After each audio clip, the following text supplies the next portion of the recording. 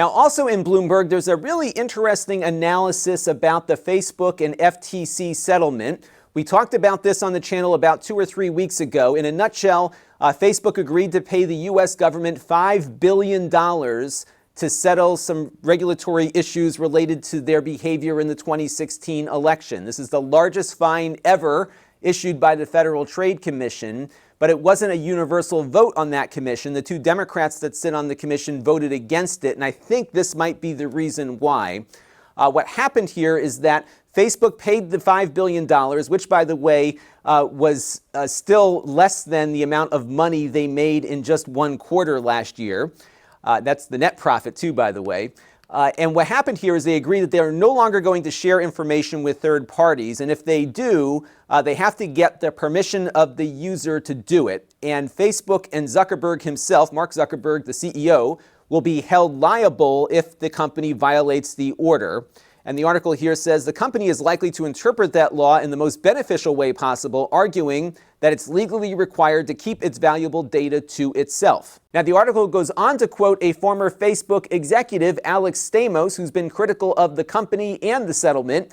And he says here in a Twitter thread that you can find linked on screen that Facebook paid the FTC $5 billion for a letter that says you never again have to create mechanisms that could facilitate competition. What does he mean by that? Well, he follows it up with this tweet where he says that this isn't a binding thing on other companies, but he says it will be interesting to see if they use this as a reason to reduce APIs and favor their own apps. He also says, think about the scale here. The data that's been stolen and exported to the cloud, like all of the credit card things, for example, or the big Equifax breach that impacted millions upon millions of people, he says those things dwarf what came out of the Cambridge Analytica scandal. And it might lead these companies to saying, hey, the government doesn't want us sharing information with anyone, so we should push everyone to our own apps versus something that might be a competing app. And it looks like Apple is already moving in that direction with iOS 13. Mac Rumors reported this week that they are making some changes as to how the phone works with location tracking.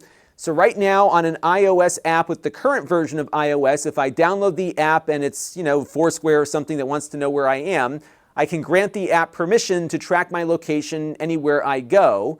But it looks like on the beta version here, it will no longer allow location tracking unless the app is actually loaded and on screen at the time. And I've got a few apps that don't share my information out, but they do track my location. My task manager, for example, whenever I'm getting close to the grocery store, it will ping me with my grocery list so I don't forget to stop there and get stuff. It's very useful to me. And it looks like they're going to make it more difficult for users to leave those always tracking things on when they first install these apps. Apparently they can go into the preferences and do it, but not when they're getting onboarded with a new app here. Now, you can make the argument that this is about privacy, yes, but if Apple doesn't apply the same rules to their native apps, does this make it more difficult for someone to launch a useful competing app? That's the question, and that seems to be what has developers upset here with this particular issue. This channel is brought to you by the Lon.TV supporters, including gold-level supporters, the 4 Guys with Quarters podcast, Chris Allegretta, Tom Albrecht, Mike Talbert, Brian Parker, and Kalyan Kumar. If you want to help the channel, you can by contributing as little as $1 a month.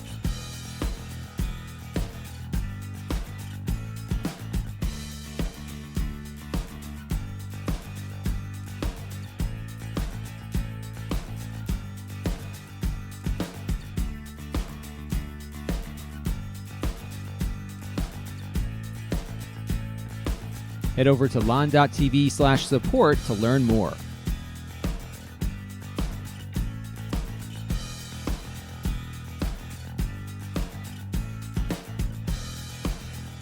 And don't forget to subscribe. Visit Lon.TV/S.